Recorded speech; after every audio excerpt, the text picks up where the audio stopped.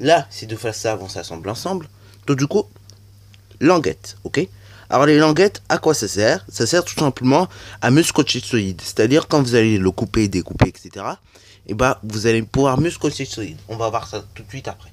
Ensuite, et bah les deux dernières faces du coup, enfin cette face-là plus précisément, en fait c'est ça qui correspond au plafond qui va juste venir en haut. Donc là cette face s'assemble avec celle-là, celle-là avec celle-là. Le plafond bah il va venir automatiquement ici, ok, donc vers cette zone-là. Et du coup bah les trois languettes ici bah pourront faire assembler le plafond. Maintenant, il ne reste plus qu'à découper mon patron pour ce faire. Et après, bah, on verra pour la construction. Bon, ici, je confirme que la partie construction est terminée. Mais maintenant, il ne reste plus qu'une partie découpage, assemblage. Ok, donc voilà, voilà. Voilà, donc là, nous allons démarrer la phase, entre guillemets, travaux pratiques. Donc là, vous voyez que maintenant, eh ben, il ne reste plus qu'à assembler solide. Alors là, un petit truc aussi, au niveau des languettes, je ne l'ai peut-être pas dit, mais les languettes doivent être tout de même proportionnelles par rapport à la longueur globale du solide. Si vous avez un gros solide, il faut faire des grosses languettes. Si vous avez un petit solide, il faut même faire des petites languettes. Comme ça, au moins, elles vont bien s'assembler. Et du coup, comme ça, vous aurez un très beau solide. Maintenant, il ne reste plus qu'à plier au niveau des languettes des arêtes. Et donc, eh ben, on pourra déjà admirer le spectacle magnifique de construction. Alors là, donc ça c'est solide quand il n'est pas assemblé. Donc vous voyez quand même que ça fait un beau spectacle. Et que mine de rien, bah solide, il va bien s'assembler correctement.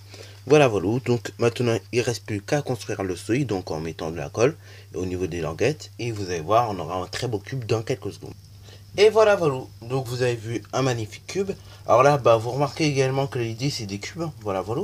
Donc du coup, c'est un peu la même technique. Du coup, si vous voulez faire un dé. Après, il ne reste plus qu'à mettre 1, 2, 3, 4, 5 à 6. Ok. Voilà, voilà. Et donc ça, bah, c'est un dé classique que vous pouvez voir également dans tous les jeux. Alors là, au niveau des sommets, des solides, et bah c'est juste un petit peu arrondi. Là, bon, ici, ça reste droit, donc c'est un cube, ok, entièrement. Donc voilà, voilà, si vous avez vu ce magnifique cube, comment il se réalise. Donc voilà, voilà, il faut bien évidemment ne pas oublier les languettes, sinon vous risquez de ne pas pouvoir assembler votre solide. Après, oui, c'est dans un exercice, vous pouvez ne pas mettre les languettes. Vous pouvez vous-même vous permettre de ne pas les mettre. Mais après, là, si vous devez assembler comme moi, évitez quand même d'oublier les languettes.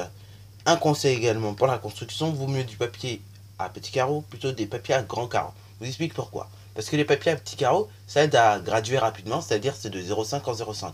Donc, du coup, quand vous devez faire 4 cm, en réalité, ça correspond à 8 petits carreaux et c'est beaucoup plus rapide que sur grand carreau. Alors oui, vous avez de la chance sur grand carreau, 4 cm c'est représentable, ça se représente par 5 grands carreaux. Mais problème, si vous devez représenter 6 cm, c'est quasiment impossible avec les grands carreaux. Ok. Donc voilà, voilà l'utilité justement des petits carreaux. Et en plus, ça fait sympa les petits carreaux, vous voyez, puisque bah, ça donne un solide assez joli. Sur ce donc, c'est déjà la fin de la vidéo.